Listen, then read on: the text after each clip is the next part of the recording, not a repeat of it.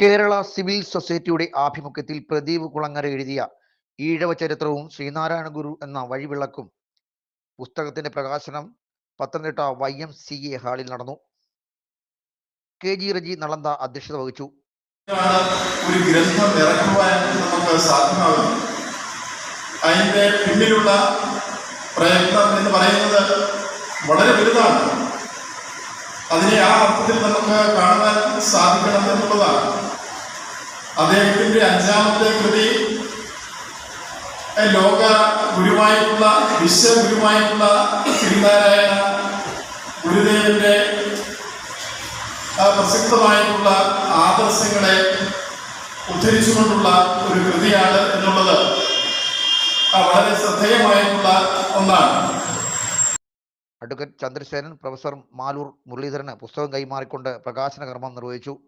യഥാർത്ഥ ഗുരുവിനെ അല്ല പലർക്കും വേണ്ടത്, അവരവർക്ക് ഇഷ്ടപ്പെട്ട ശ്രീനാരായണ ഗുരുവിനെ പങ്കിട്ടെടുക്കുന്ന സാമൂഹിക സാഹചര്യമാണ് ഇന്നുള്ളതെന്ന് പ്രകാശന ചടങ്ങ് നിർവഹിച്ച ശേഷം നടത്തിയ പ്രഭാഷണത്തിൽ അഡ്വക്കേറ്റ് ചന്ദ്രസേനൻ അഭിപ്രായപ്പെട്ടു. ഉപജാതി സംവരണം അംബേദ്കറാണ് ശരിയെന്ന വിഷയത്തിൽ M ഗീതാനന്ദൻ പ്രഭാഷണം നടത്തി. Ekalavyan Bodhi, Roy Mezhuveli, advocate Ratheesh Kilithattil, advocate Ansari, Mannadi Mohan, Reji Damodaran, Sajeev, Pradeep Kulangara, Arya KS എന്നിവർ സംസാരിച്ചു. ആധ്യാത്മിക തലത്തെ പറ്റി പറഞ്ഞാൽ, ഗുരുവിന്റെ ദാർശനിക തലങ്ങളെ പറ്റി പറഞ്ഞാൽ ഒരു വാക്കിൽ മഹാകവി രവീന്ദ്രനാഥ് ടാഗോർ പറയുന്നു. ഞാൻ ലോകത്തിന്റെ പല ഭാഗങ്ങളിലും സഞ്ചരിച്ചിട്ടുണ്ട്, ലോകത്തിന്റെ പക്ഷേ ഇതുപോലെ മഹാഗുരുവിനെ, ഇതുപോലെ യോഗനയനങ്ങളുള്ള ഗുരുവിനെ ഞാൻ ഇന്നും വേറൊന്നും കണ്ടിട്ടില്ല എന്ന് രവീന്ദ്രനാഥ് ടാഗോർ പറഞ്ഞു.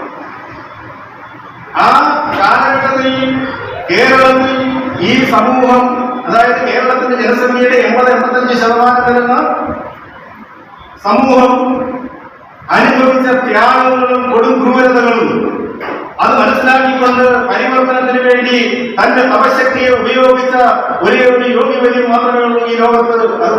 അത് ശ്രീനാരായണ ഗുരുദേവമാണ്.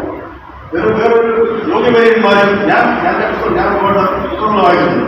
വലിയ പുസ്തകം വായനക്കാരനല്ലെങ്കിലും ഞാൻ വായിച്ചിട്ടുള്ള പുസ്തകങ്ങളും ഞാൻ കണ്ടു.